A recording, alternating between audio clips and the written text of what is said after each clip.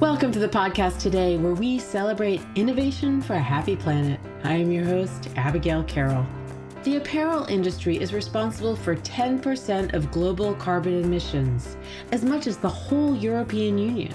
It's polluting our rivers, our streams, and our oceans. Meanwhile, some vast amounts of textiles wind up in dumps each year, often in places like Ghana, where they are bearing the burden of the excesses of the north.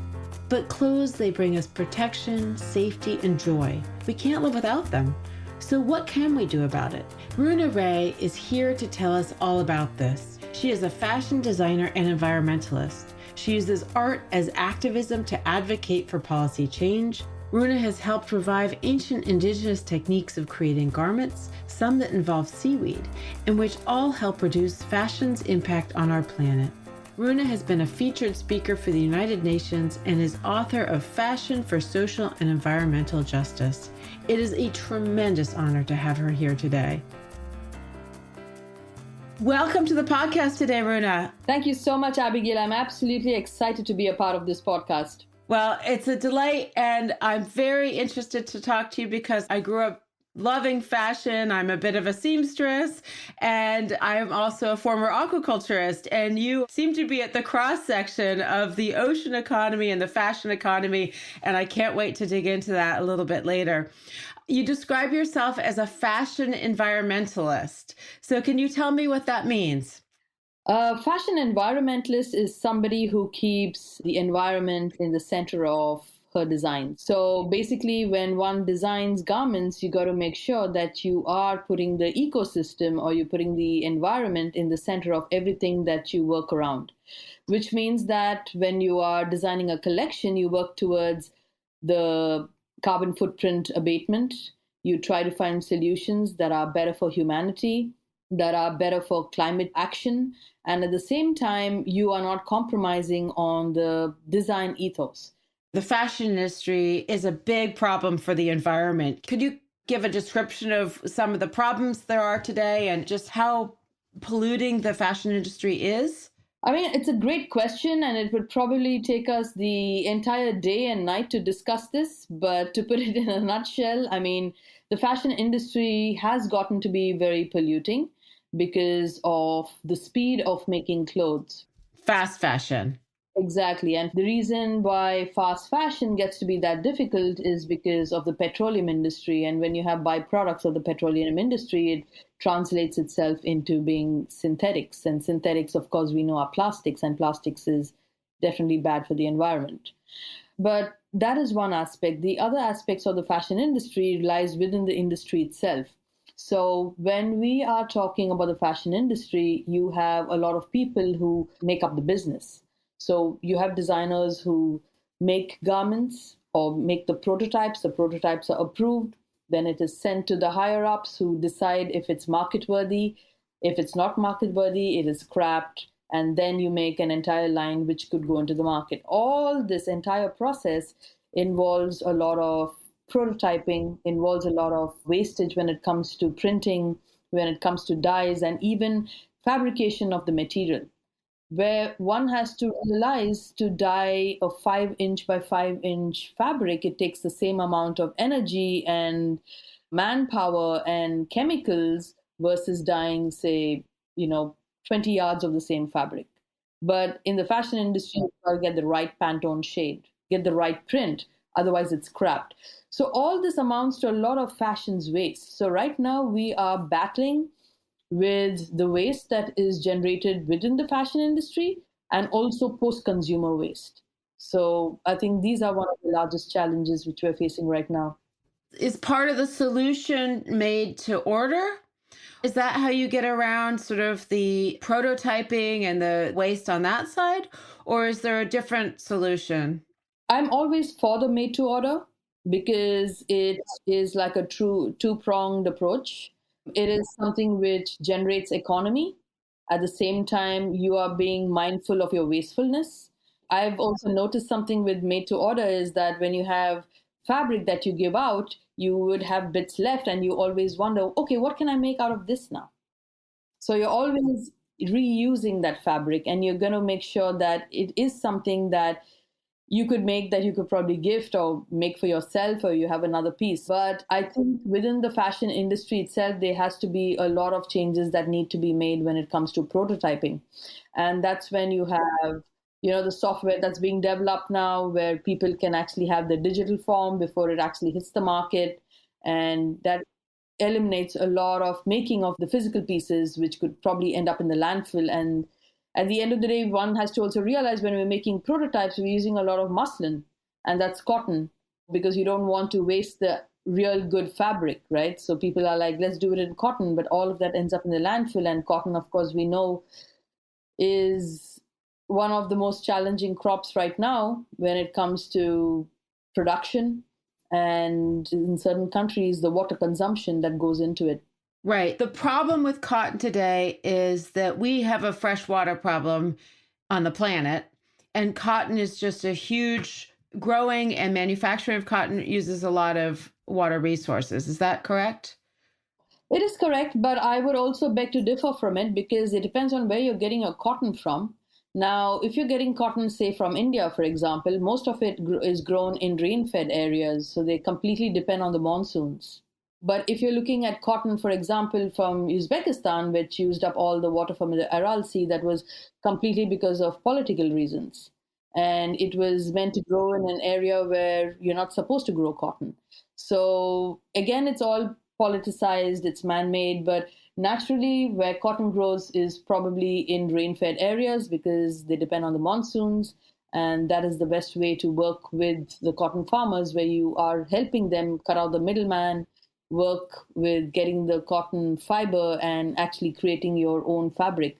The reason I say creating your own fabric is because that is one way you could probably combat the climate change that is caused with man-made fabrics, because man-made fabrics do not last. Now, there is a very interesting thing that I noticed. I mean, I'm sure you noticed this too. When you go to museums, and you would always wonder, how did this tapestry, which is 400 years old, last? And, we are really struggling with fabrics nowadays, which keep breaking down. That's because of the way it was woven. It is the same fiber, the same yarn, but the way it was woven, because it was handmade, that's what increases the lifespan of the fabric and the garment. So going back to made to order, we also need to see how we can make our own fabrics. Wow. You've really surprised me with the prototyping. I actually had no idea that prototyping was such a problem in the industry. And, the related subject of cotton is, I think it points to a key struggle, because I understand that we want to stay away from synthetics, but then it seems like the noble fabrics too, like the cottons and the wools, have their own problems. And I hate to think of a world without fashion and that beauty and that joy that it creates for everybody. Are we going to get to a point where some of these noble fabrics are produced in a better way, or they're woven in a better way? Is that happening today? I think it's definitely happening. If you look at all these, like you call them the noble fabrics, I completely agree with you. The way cotton right now is produced, the major problem doesn't arise from the crop itself or the consumption of water, or even the seed utilizing the water. It's mostly in the processing of the yarn. Yeah. And before you make that into cloth, right? So, and then that goes into dyeing of the fabric. So those are the major pollutants. Like, I was speaking to one of the scientists, and he was like, if all of us wore, unbleached cotton, we wouldn't have a problem. If you look at it, it's because of the fashion trends based on color. The dyeing industry aids the pollution. I mean, there are certain places, even in China, where I've read these reports. I haven't seen it, but I have seen it in India, where you have lakes that are so polluted that you would probably look at the color of the lake and know what dye is being made in the factory or what the next season color is going to be. Oh, God. Yeah. If you look at fast fashion and if you look at how polluting it could be, dyes are definitely one of the largest polluters because of the toxins and carcinogens that exist in them. And the people who work with it are not paid too much. And there's a lot of water wastage that goes into even sampling of these pieces. Well, the fast fashion industry just seemed to come on so quickly, too. And I mean, they're on these 6-week cycles, keeping people in stores. And I've been in those stores, and all the clothes are on the floor. People don't treat them with the same attitude that you would actually if the clothes were more expensive. I feel like it's actually create a whole different culture about consumption and the worthiness of these garments, which actually people have to spend a lot of time making, even if they're fast fashion. Absolutely. And if you look at what is also happening in the fashion industry, or let's call it even the garment industry, because fashion gets to be a small niche, right? We're talking about trend based and we're talking about couture. It's a different ball game. But if you look at the garment industry is huge and can be extremely polluting because it caters to the mass public. And here is where you have the large brands who need to be accountable because they are the ones who hold the largest market share when it comes to clothing the world. That's what I keep saying. I mean, the most common garments that you would get now, which you would see like denim, hoodies, t-shirts. So if there are sustainable ways to actually produce these pieces, then you're definitely making a huge shift in the entire business. Because you don't want environmental fashion to be just for the elite. I mean, this is the thing, Yeah. it's the rich people that have Teslas. It's easy for a wealthy person to go to Louis Vuitton and have a beautiful handmade thing without the same environmental disruption. So I think the issue really is how can we democratize sustainable fashion? And it seems like that really is a challenge. It's expensive to make sustainable fashion, isn't it? It depends on what you're using to make sustainable fashion. Yes, I do agree the new age fabrics, which are using like fruit leather and mushroom and, for example, even seaweed, because these are new technologies. So these would be slightly more expensive. But as a designer, you would look at your business and you would find out which has the largest carbon footprint and how you could abate it. Yeah. And that's what I did with like the seaweed printing, right? Because most of my garments were printed using seaweed because it was a completely printed collection.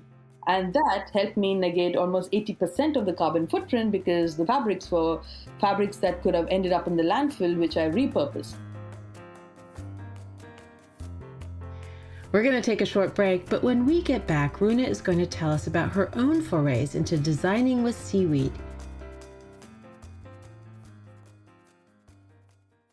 A big thanks to the Maine Technology Institute, MTI, investing in innovation for a prosperous Maine. MTI is Maine's unique public-private partnership whose core mission is to diversify and grow Maine's economy by accelerating innovation in the state's targeted technology sectors. MTI offers grants, loans, equity investments, and services to support Maine entrepreneurs and organizations as they transform their innovative ideas into new products, services, and companies, leading to the creation of quality jobs for Maine people. For more information about MTI and its programs, please visit mainetechnology.org. For a blue economy to thrive, people need to use more sustainable products. But which products? And will consumers actually adopt them? Innovators like you are hustling to figure this out. Spark number 9 can tell you if there's demand for your product. Spark markets your product before it's built using online advertising so you launch smarter. Have a big idea? Vet it with Spark before you build. Visit Spark online at www.sparkno9.com or find them on LinkedIn. Welcome back to Happy Planet. Let's continue our discussion with Runa Ray. Let's back up a little bit. You're a proper fashion designer. You've done garments that have appeared at the Met Gala, at the Grammys. You're the real deal. And you have integrated seaweed into your fashion process and your design. So tell me about that. So I love the concept of using seaweed because for me, seaweed, as you call it the kelp forest, is one of the most sustainable forests in the world right now and one of the biggest carbon sinks. And I have worked with the Lloyd's Register Foundation on this. I worked with the Prince Albert Foundation, where we've been trying to find sustainable solutions for fashion. So using seaweed, I used an ancient indigenous technique of printing. This is something that existed in the 12th century Japan. Oh, interesting. It is called the art of floating inks. So you had water that was contained in a trough. The inks were extracted through chlorophyll, or it could be a mix with very little bit of acrylic. but it floated on the surface of the water because we use seaweed as a coagulant. So what happened is that we used probably, when I say we, it was me and my helper, and we used 6 gallons of water, and we managed to actually print 250 meters of fabric, and that was fantastic. Wow. Fantastic. And the beauty of it was they were all organic, they were all unique, and at the same time, it was sustainable, but absolutely fascinating pieces that came out of it. I saw that they're beautiful, just beautiful markings on the fabric. So you used an untreated or undyed cloth, Mm-hmm. Mm-hmm. and that was a huge environmental savings of water and time. So it also reduced the cost. And we made our own prints. So we own our prints.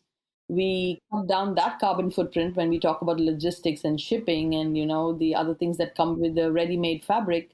So we own the process and it was ready to go. And each one was unique. Absolutely. Now, this is something that I did, right, in the studio. But it is also something that we taught a lot of coastal women to do, because they are the ones, if you look at coastal communities, the women go diving for indigenous seaweed that is relevant to their country. For example, this was from South India. So the men folk go into the oceans and they go fishing for like weeks.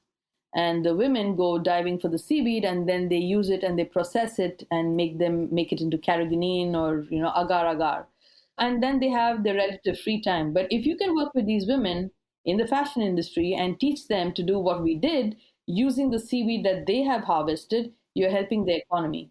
So what I would like to see is, in the design aspect of things, if designers could go down to the base and start working with local communities, depending on which country you're in. Each country has its own source and it has its own acre of diamonds you could actually work yourself into. Then you are not just impacting your work, but you're also impacting a community on a whole. It's hard to imagine that any industry can become, environmentally sustainable without also being humanly sustainable. Absolutely. You've also done some dresses actually with seaweed, like proper seaweed. Yes. And just tell me about those, because the renderings were beautiful. I haven't seen them live, but I did see some absolutely stunning pictures. Yes, so this was a piece of activism that I did for the Lloyd's Register Foundation. They have a program called the Safe Seaweed Coalition, and it's with the United Nations Development Program.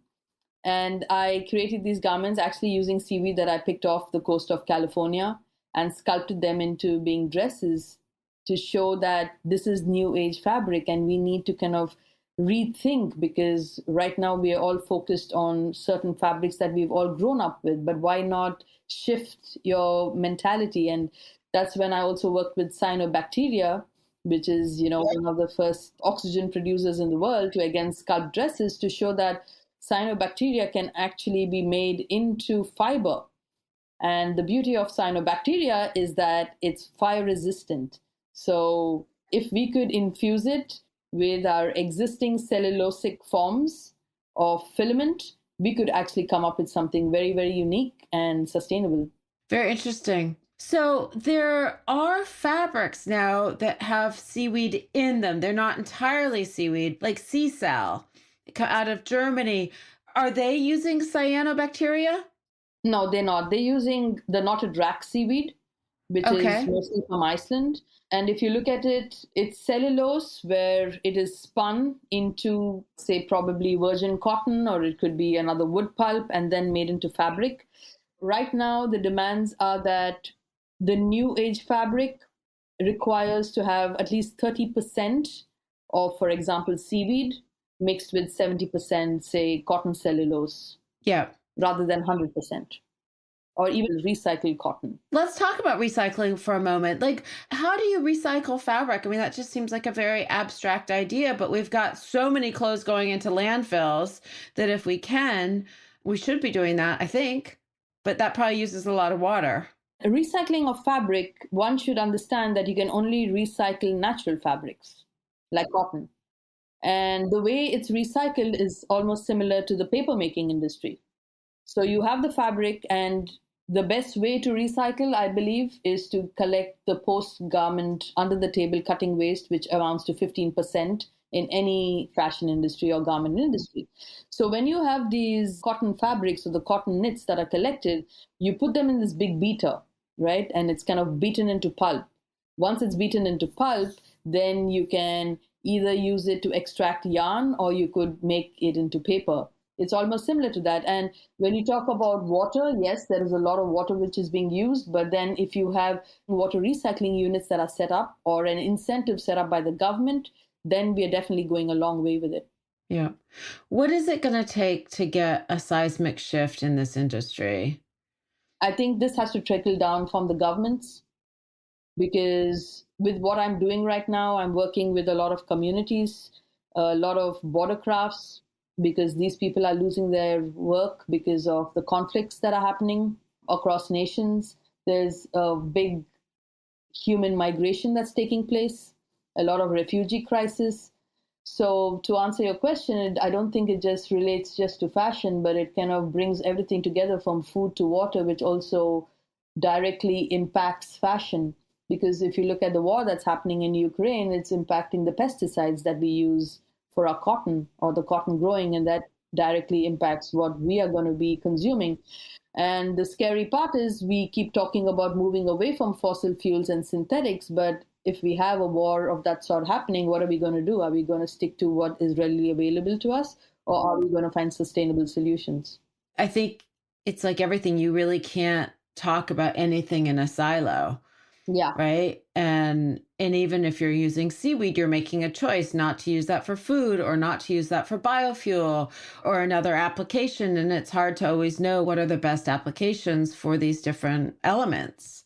So a lot of younger people are really giving new life and breathing new life into secondhand stores and upcycling. Is that a trend that you think is here to stay? How do you view that in the landscape? I think it's a good thing because we need to think of clothes swapping. We do need upcycling. We do need secondhand clothes. But I also think it's very important for young people to realize that, I mean, as we progress, we need to have garments that you could probably wear 10 years from now. Now, I'm not saying that there's going to be a big shift in the body, but I'm talking about how classic are your clothes. You can still wear a black sweater, right? I mean, I have clothes that my mother used to get so fed up looking at. She would be like, just put it away. I don't want to see it anymore. But the beauty was that it lasted that long. And I kept using it because it was evergreen. So that is something which we need to really look at, because every time we have trends that come out, is this trend something that makes me look good, or is it going to last long, or am I going to use it for just this period? I think that's really right. You know, if you look at the shapes that people wear, the shapes aren't changing, the fundamental shapes. So it's really a question of how many bells and whistles do you need to feel happy in your clothes, and will those bells and whistles really survive the test of time? I'm like you. I have stuff that I've been wearing for 10 or 15 years, but I will put money in them. I'll put money in the piece knowing that I will amortize it to death. Exactly. Another thing which I would like to add to this is when you're talking about buying garments, one has to ensure that, yes, it could probably go from you into a secondhand store. But if it is not accepted by the secondhand store, then it's going to go to one of the countries in South Asia where they're going to do the sorting.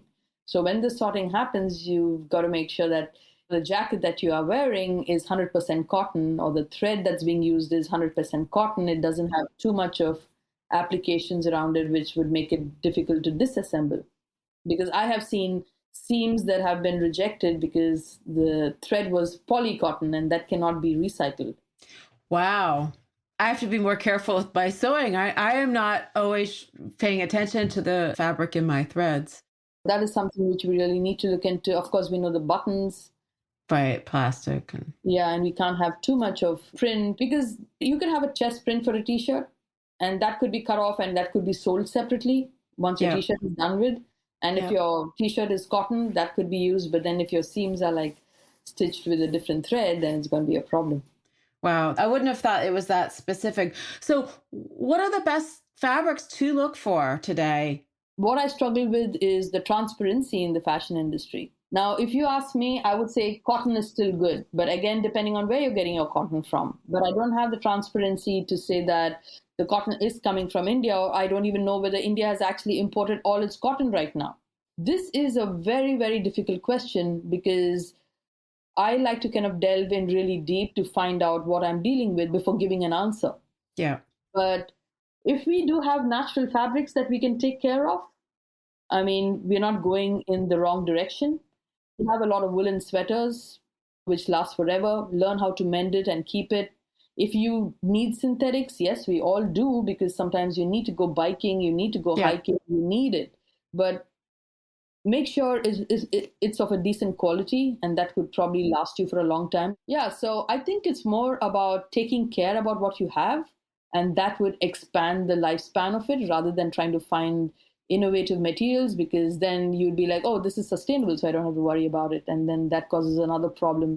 And is traceability coming to this market? I work in Europe a little bit, and I hear a lot about traceability in Europe with respect to fashion. I haven't heard as much about it in the States. When you consider that synthetic threads might make a garment less recyclable, then traceability seems to be a really paramount issue. I do agree with you that the European Union is definitely taking a big stance when it comes to sustainability in fashion. They're also trying to pioneer a lot of initiatives when it comes to recycling of fabric. The US is also working towards sustainability and traceability more on the humanity aspect of things because of where they manufacture their garments. Traceability is a huge topic, which we could again discuss forever, because depending on where you're manufacturing your garments, you need to have control over it. So I believe in onshoring. So you are responsible for everything, or at least a large chunk of it. Like if you could manufacture, or like you make your own clothes, then you're responsible for it. Or if you are responsible for your prints or whatever. So I think onshoring could be the long-term solution, taking into consideration what's happening in the world right now. Yeah, I mean, I think we're going to see a lot more of that in a number of sectors. Yeah. We're learning all these lessons the hard way right now. It's amazing. And we also need to understand that there are a lot of challenges that are being faced because you have a lot of GMO seeds. So you have that, the genetically modified versus the indigenous. So that's always a struggle between the farmers. What do they use? They want to use the GMO because it's faster yielding, but it's not very good for the soil. But at the same time, the indigenous variety kind of suffers, but there's a market for both. And this is where I also speak about cross-industrial collaborations, for example, like say in the US. And if we were talking about making our own fabrics, right? Now, if we get the yarn and we work with the Weavers Guild within the US, we could determine the kind of fabric that we are making, the kind of weave that we want, the kind of what percentage of yarn that we would like to use mixed with another yarn. It could be cotton and hemp, or it could be 100% hemp. We own it. And it's not impossible. It's not impossible at all. It's just that we need to find innovative ways to collaborate with each other. We're talking about going artisanal, but at the same point, tech's playing a big role in this transformation. Mm-hmm. Can you speak to some of the technologies that you think are interesting and that will have a big impact? I think tech is playing a huge role right now with being hybrid. Like we keep seeing the metaverse and people wearing garments that they could wear on social media and then not have to wear it again, which I think is good because as the technology advances, it's going to be more realistic and people are kind of adhering to it, especially like Gen Z, who's very much into, the gaming and the metaverse. So that's helpful. And on the other side, the digital garments also help the fashion industry because it helps you visualize better. And when you kind of visualize, you kind of make your choices, and then it goes into making of that prototype rather than having something which you've drawn and rendered and not sure as to how it would fall, because the technology is pretty advanced. It would know that, okay, this is the fall of the fabric and this is exactly how it's going to look on the person. Because you can do fit too. Aren't these AI systems really getting fit down right? Yeah. Like Lectra had it for like over 20 years. Lectra would have you go and stand in their pods and scan your body and make the exact pattern for you. This technology has been around for like decades. It's just that it's coming to fruition now. I actually had a little made to measure company when I lived in France like 20 years ago, but the clients are more patient today. I think post COVID, we're so used to internet shopping. Like we're used to waiting in a way that people didn't wait before. And I think that can help slow down fashion in general. I agree. And I think it'll be really cool if we could have something like this even in the big stores where people can come and look at, and then you have a system where you punch it in and say, I'm going to pre-order this for myself. So it goes directly to the brand, and the brand has the data and knows how much to manufacture rather than just past data analysis.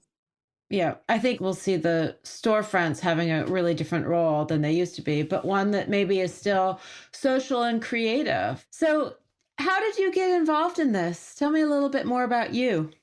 I got involved in this, I don't know, probably 15, 18 years ago when I started making jackets out of fabrics that could have ended up in the landfill. One must remember at that point, when you had to create a collection, everyone wanted sizes such as a small, medium, large, and extra large, and nobody would take it from you if you'd had one size missing.